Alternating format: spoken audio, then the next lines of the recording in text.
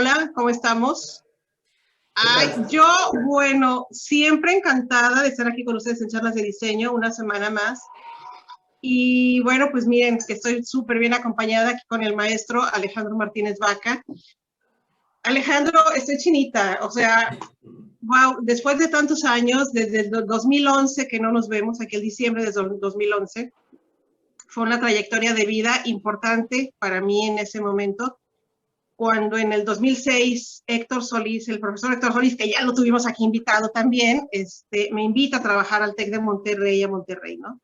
Yo no tenía nexos, no sabía ni siquiera que Monterrey, bueno, sí sabía que estaba en el norte, obviamente, pero no tenía ningún contacto, ningún nexo. Y cuando llego a Campus Monterrey, me encuentro una familia verdaderamente muy arropada. Nunca había trabajado en un sistema privado de planta, pues, había trabajado anteriormente en la Ibero, pero no en una institución como el TEC de Monterrey. Y sí, al principio me sentía muy rara. O sea, no, yo creo que como todos nos podemos sentir raros. Pero cuando fui encontrando no nada más compañeros, colegas, sino amigos, y que hasta la fecha siguen y aquí estamos, y la prueba es que estoy aquí contigo platicando. Muchísimas gracias, Alejandro, por regalarme esta tarde. Y sobre todo, por compartir conmigo todas sus experiencias. Creo que este no es más que un pequeño homenaje a todo el esfuerzo, a todo el trabajo que has hecho, porque si alguien llegó a abrir las puertas del diseño industrial en el TEC de Monterrey, desde Campus Central, desde Casa Matriz, digamos, en Campus Monterrey, pues fuiste tú, junto con Naoko, ¿no? En aquellos años que ya nos contarás ahorita. Pero bueno, tienes mucha historia que contar.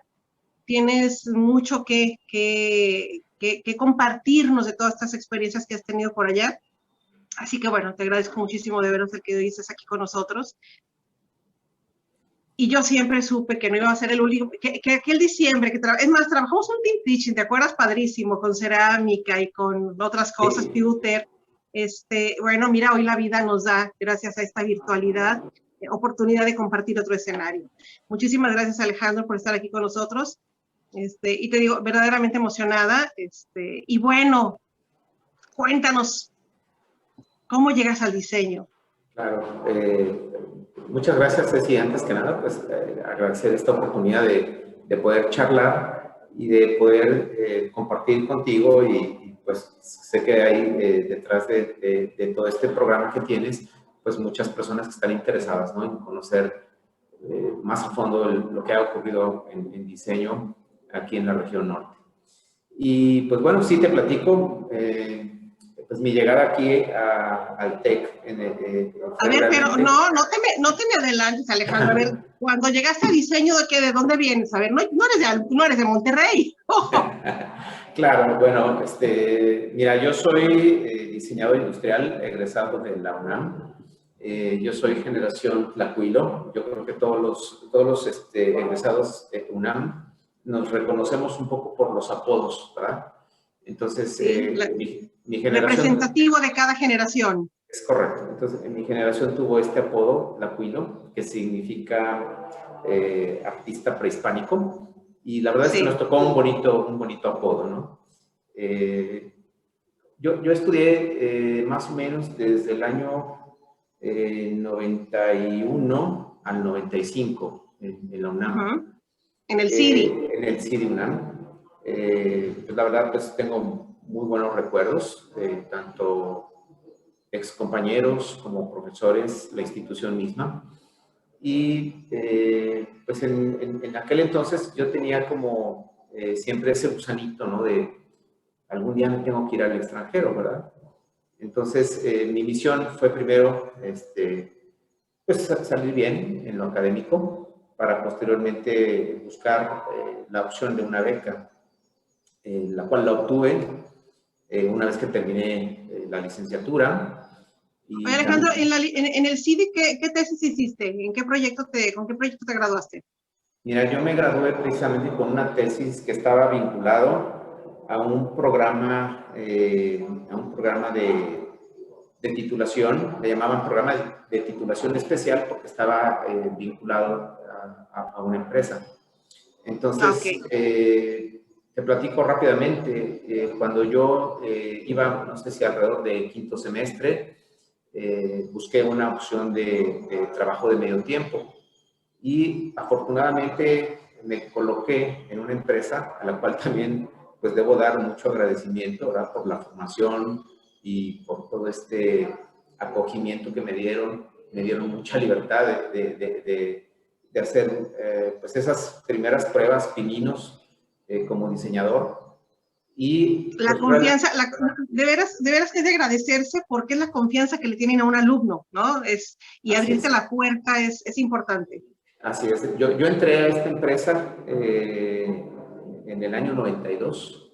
Entonces, literal, duré ahí 5 años, 5 años como diseñador en un esquema, pues realmente donde nos convenía a ambos, ¿no? Un esquema donde yo podía ir a la escuela, podía posteriormente irme al trabajo, no tenía un horario formal. Si me tocaba ir a la escuela, entonces solamente avisaba, hoy tengo clases, no puedo venir, y si teníamos que sacar algún proyecto, pues yo tenía que dedicarme más, ¿no?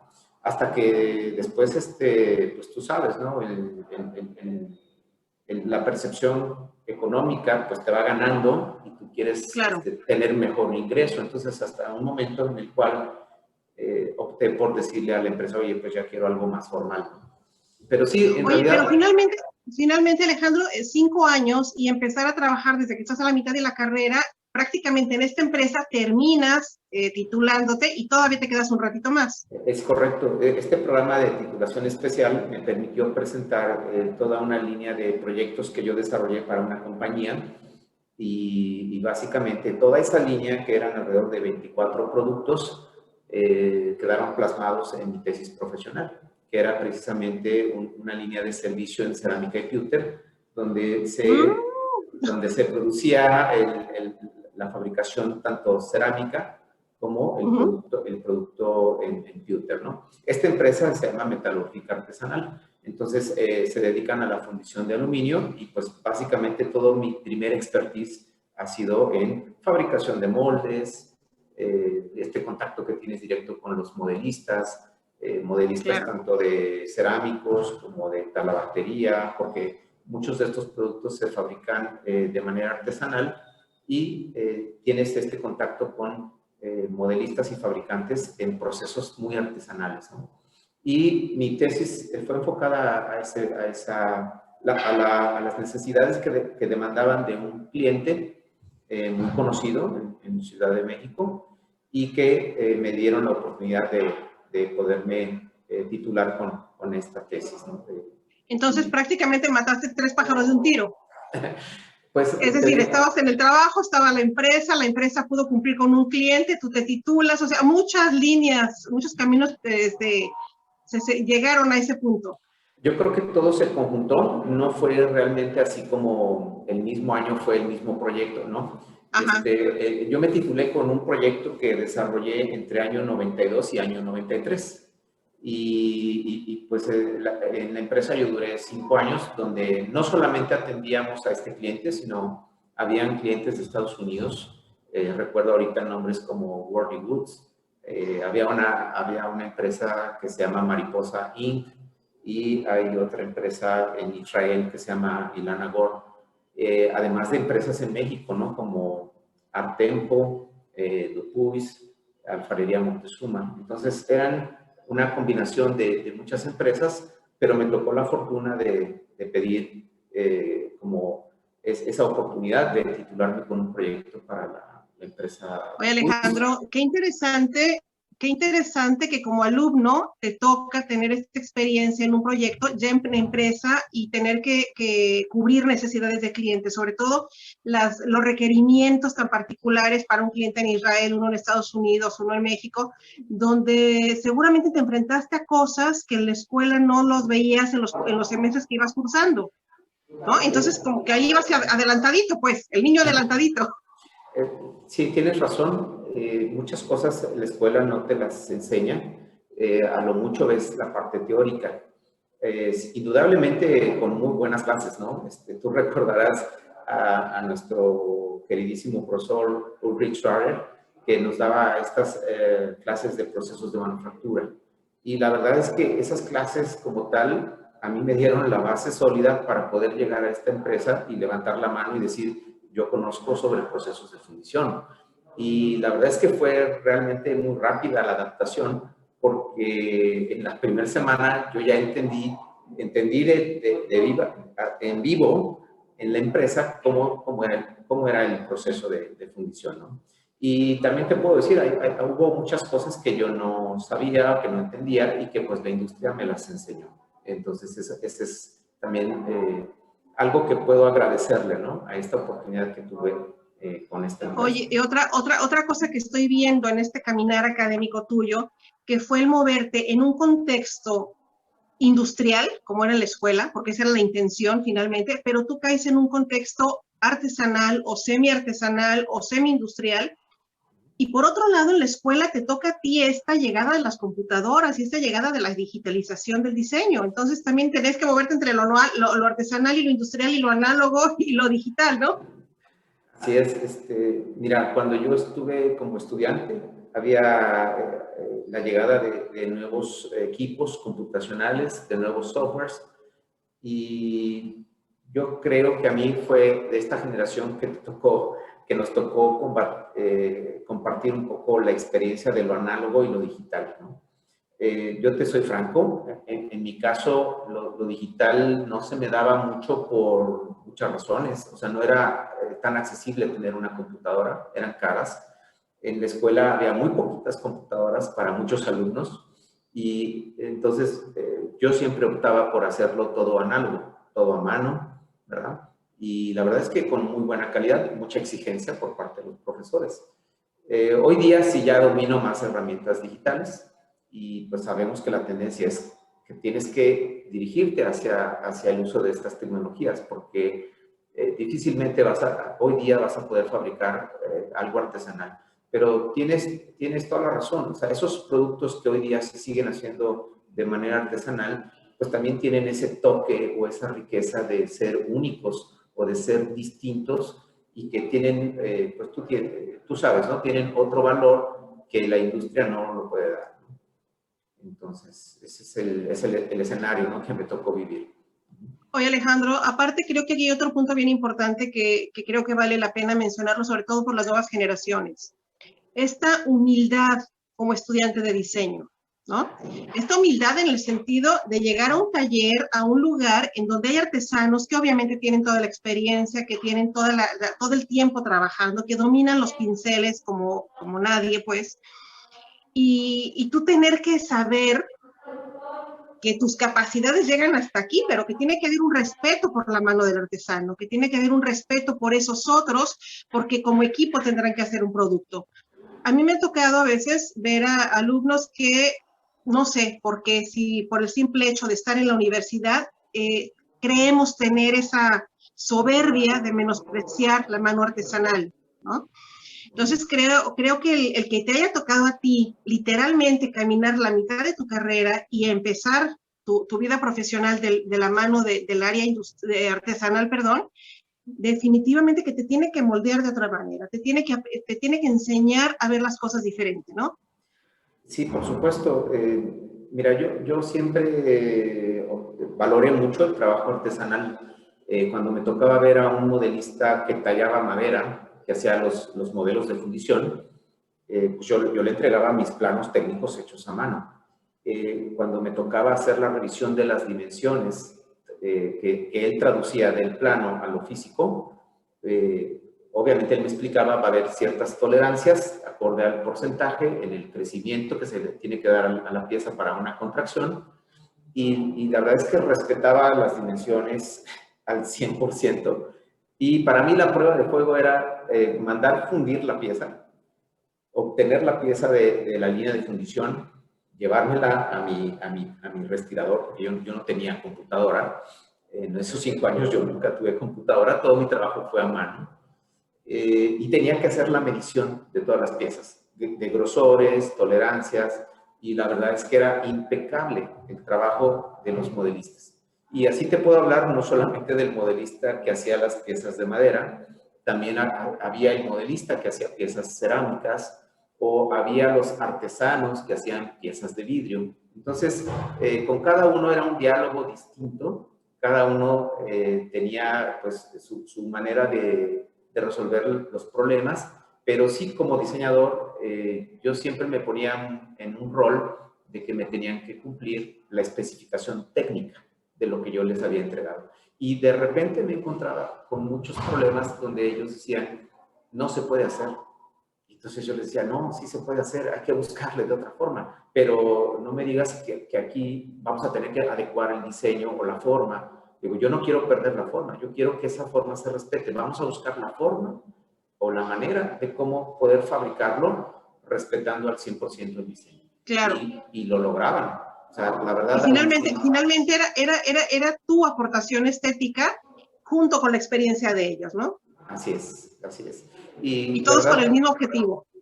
Así es. Y algo que te puedo decir hoy día es que cuando tú ves el trabajo que hacen nuestros alumnos, hoy día ellos recaen mucho en las herramientas tecnológicas, que por supuesto cada día me sorprenden más. Hay tecnologías que dices, me hubiera encantado tenerlas a mí cuando fui Claro, por estudiante. supuesto.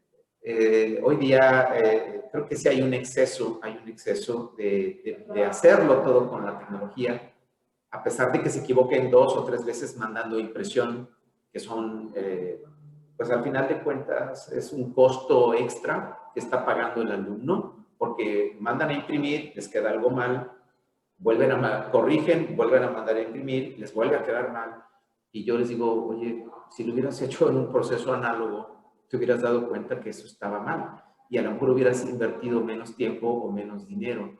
Entonces, yo hoy día sí te puedo decir que si a mí me pides hacer algo, un proyecto, sobre todo en una fase de desarrollo, yo primero iría por el método análogo porque me va a permitir validar más rápido, con menos costo, y posteriormente optaría por irme ya con las tecnologías digitales. Además, Alejandro, el proceso análogo te permite estar en contacto con el material, ¿no? Tocar la madera, sentir las texturas de la cerámica, ver las densidades de tales o cuales materiales, a la hora que estás lijando. Creo que son placeres que desafortunadamente, como dices hoy día, con la tecnificación y con la digitalización se están perdiendo. Pero acuérdate, cuando estábamos en esta época de ser estudiante, de estar en los talleres, de llenar las manos de grasa en el taller de metalmecánica, o el olor a madera, ¿no? Y terminar todo lleno de acerrín. Creo que de veras son placeres y que te nutren, pues, porque finalmente la emoción tiene mucho que ver ahí, desde ese momento creativo, de ver cómo se transforma ese material, pero además cómo lo estás haciendo con tus manos. Sí, tienes razón en todo ello. El placer y sobre todo cuando comprendes cómo trabaja el material, porque tú puedes estar en un trabajo total, con mucho placer, ocupándote toda una tarde. Pero si no logras comprender cómo se transforma el material y cuáles son las bondades y las ventajas que te presenta, pues entonces yo creo que no hay conocimiento, ¿no? Entonces, para mí, la parte más importante es que tú, a través de ese palpar y ejecutar con el material, adquieres ese conocimiento y que, pues, digamos, más adelante te va dando más fortalezas, ¿no? Como diseñador. Por supuesto. Oye, entonces prácticamente terminas la licenciatura con broche de oro, pues ya con experiencia profesional, ya con un casi trabajo, que luego te quedaste 2 años y medio más.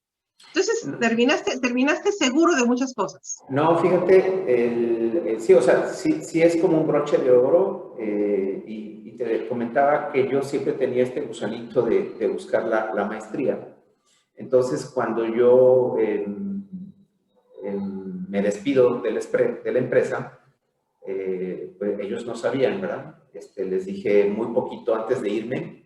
Para esto yo ya había hecho el proceso de tramitar una beca CONACYT. Esta beca CONACYT fue, pues ya sabes, la convocatoria a nivel nacional y pues fui afortunado en obtener esta beca, ¿no? Y si tú me preguntas, bueno, ¿y de dónde vino ese gusanito? Pues fue muy joven, ¿no? Cuando yo estuve en la secundaria tenía una clase de vocación profesional donde el psicólogo que me atendió me decía, oye, pues tú tienes habilidades como para las ingenierías o para el diseño. Y entonces me puse a investigar, a ver qué hace ingeniería y qué hace diseño. Y en aquel año me acuerdo mucho que llegó a México una exposición que se llamaba Italia Diseño. Claro, por supuesto. Oye, en aquel museo que fue de Televisa que luego desapareció, ¿no? Rufino Tamayo, creo que era No, el museo. fue un tamaño, no me acuerdo. Creo que era uno que estaba casi enfrente del Auditorio Nacional. Estaba cerca del Auditorio Nacional. Según yo tengo memoria que es el Rufino Tamayo. Era algún museo de esos que están ahí en Chapultepec. Nuevecito, ¿verdad? Era como un evento ahí importante. Y pues me tocó ir como jovencito ahí de secundaria.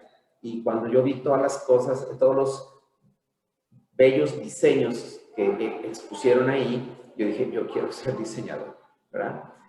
Me enamoré del diseño italiano. Había muchos proyectos icónicos de muchos estudios, Ettore Sottsass, Mario Bellini, muchos proyectos que yo dije, yo quiero hacer cosas como eso. Y entonces fue cuando yo decidí estudiar diseño a muy temprana edad, pero ya después me encaminé porque, pues tú sabes, yo estudié siempre en escuelas públicas. Entonces me tocó estudiar también en la preparatoria 2, que es también de la UNAM. Sí. Y de ahí el pase automático a la universidad, ¿no? Para Facultad de Arquitectura. Oye, bueno, pase automático entre comillas, porque llegas a arquitectura entonces y luego tienes que dar el brinco a diseño. O sea, no fue tan automática la llegada a diseño, pues. Sí, no fue tan automática. Es el año, todo el mundo le llamamos el año perdido, arquitectura, porque pues tienes que cursarlo, ¿no? Es un requisito. Te lo obligan, claro, por supuesto. Es un requisito y bueno, quieras o no, pues te da una formación. Pero sí, ya entrando a diseño, encantado, ¿no? O sea, todo lo que haces en diseño me fascinó. Y pues te comentaba yo que ese fue el inicio de donde yo quise ponerme como un objetivo. Y precisamente cuando yo me despido de la empresa, pues yo ya sabía que tenía la beca CONACYT. Entonces, pues tú sabrás, ¿no? O sea, cuando yo elegí en esta opción de CONACYT, donde te dicen, oye, ¿y a dónde te quieres ir? Pues ¿a dónde? mi opción número 1 fue Italia, mi opción 2 fue Italia y la opción 3 fue España, ¿no? Pero sí, Italia la repetí 2 veces. La escuela que elegí es Domus Academy, que es una escuela privada de diseño, que en ese momento cuando yo fui estaba catalogada como la top 5 a nivel mundial. Y hoy día pues sigue teniendo ese prestigio, ¿no? No estoy seguro hoy día si siga en el 5, pero sí sé que es una institución. De las primeras. Entonces, estuviste en Domus Academy. En Domus Academy en Milán, en Italia. Y pues me preparé mucho. Llegaste a la capital del diseño. Efectivamente, ese era mi sueño. Precisamente cuando yo era jovencito dije, algún día tengo que estar en Italia y tengo que estudiar en Italia para ser un mejor diseñador. Y la verdad es que fue una experiencia increíble, increíble. Yo les platico también a mis alumnos en clase, ¿no? Que ellos también pueden optar por estas opciones de becas. Pueden hacerlo en muchas instituciones. Bueno, que hoy día, Alejandro, hoy día sabemos que los alumnos, las nuevas generaciones tienen estas ventajas maravillosas de los intercambios académicos, de un montón de cosas que en tu época y en la mía no existían, ¿no? Eran muy limitadas, De hecho, claro, por supuesto. Teníamos que participar para becas y convocatorias, pues. De hecho, te platico, cuando yo gané la beca, en las entrevistas siempre me preguntaban, ¿qué hace el diseñador industrial? O sea, ¿A qué quiere ir a Italia, joven? Los jurados no sabían cuál es la actividad que hace un diseñador industrial. Entonces me tocaba... Bueno, a mí todavía, mira, a nivel chisme, aquí que nadie nos oye, ¿no? Me tocó todavía en algún lugar, en algún momento en el posgrado de diseño, ya sabes, hacer todos los formatos y todo esto para CONACYT, y había momentos en los que todavía diseño no sabían si ubicarlos en las áreas artísticas, en las artes, o en humanidades, o en las ingenierías, o en donde existía toda esta falta de conocimiento, ¿no? Es grave decirlo, pues, pero sí, así fue en algún momento. Sí, así es. Y entonces, me acuerdo muy bien que cuando ya se me otorgó la beca, me dijeron, tú eres quizás uno de los primeros alumnos que se van a estudiar un programa al extranjero en diseño industrial. No te sabré decir si soy el primero, pero sí yo creo que era de los poquitos primeros De los pioneros. de los pioneros que nos tocó abrir camino, ¿verdad? Entonces, pues esa fue una experiencia. Y Oye, llegando y cuando llegas a Domus, ¿qué pasa? pues ¿Qué la te dicen? ¿Y verdad, un mexicano aquí qué anda haciendo? mira, te platico cómo estuvo el asunto en Italia. Domus Academy es una escuela que está súper conectada con muchos diseñadores y con la industria. Entonces, lo que ellos preparaban para todos los estudiantes que éramos, en la gran mayoría éramos extranjeros. A mí me tocó una generación donde éramos 60 alumnos internacionales pues que íbamos de diferentes países. En efecto, yo era el único mexicano. Tenía compañeros de Estados Unidos, de Canadá, de Brasil, de Colombia, de Chile, de Venezuela, perdón. Había una gran cantidad de alumnos de Asia, de Japón, Corea, China, obviamente también había europeos. Y para no hacerte el cuento muy largo, solamente había un italiano que era ingeniero y dos estudiantes italianas que eran arquitectas, pero Mira, estaban en la maestría de diseño industrial. oye, o Entonces, sea que te tocó la multiculturalidad y te toca la multidisciplina y te toca de veras llegar con una generación muy rica en todos los sentidos. es correcto. O sea, la verdad es que el aprendizaje no solamente era en tus clases, sino era con todos los compañeros, con esa gran diversidad que tenías y que convivías con ellos todos los días. ¿Qué me tocó vivir ahí? Pues me tocaron vivir experiencias padrísimas, donde Domus nos preparaba durante toda la semana, ellos le llaman seminarios, donde invitaban a un top designer a darte una clase durante un día, ¿no? Y entonces, yo era un poquito despistado en aquel momento, los nombres no los atrapaba rápido, y a pesar de que teníamos esta cultura en el CIDI-UNAM, donde leías revistas, Claro. estabas esperando la revista que te llegaba cada mes o cada bimestre para poderla leer y pues, no sé, llenarte de Sí, información. una biblioteca de CD muy bien abastecida, ¿no? Es correcto. Y toda esa información, pues, retenías nombres, retenías imágenes. Y la verdad es que cuando llegaban los diseñadores y te mostraban su portafolio o su trabajo, decías, ¿dónde he visto esa imagen? ¿Dónde la he visto? Y hacías la conexión, ¿verdad? Ah, es que es el diseñador que lo leí en la revista y ahorita lo tengo parado aquí enfrente. Entonces, era la oportunidad de preguntarle muchas cosas, ¿no? Y Y tú la como verdad, esponjita. absorbiendo todo, ¿no? Y la verdad es que maravilloso, ¿no? Porque, mira, de los personajes que así recuerdo mucho, pues yo creo que ya muchos ya fallecieron, porque llegó esta camada de grandes diseñadores italianos que ya, pues ya no están con nosotros. Pero, por ejemplo, uno de ellos fue Vico Magistretti, ¿verdad? Y que lo tienes ahí enfrente hablando pues del funcionalismo o el éxito italiano plasmado en sus productos y pues lo respetas, ¿no? Porque dices, wow, o sea, quiero hacer cosas como las que has hecho, ¿no? Y Por supuesto. así como él, Andrea Branzi, que es un arquitecto también muy conocido, muy teórico, también nos compartió muchas clases. Así de los fuertes internacionales, Mark Newson.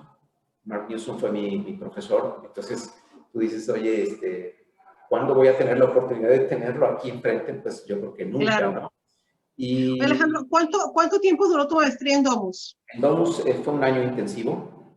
Literal fueron, pues íbamos todo el día, ¿verdad? Desde las 9 de la mañana a las 6 de la tarde. Los seminarios eran de 9 a 12, que era la hora de la comida, y en la tarde tenías los workshops.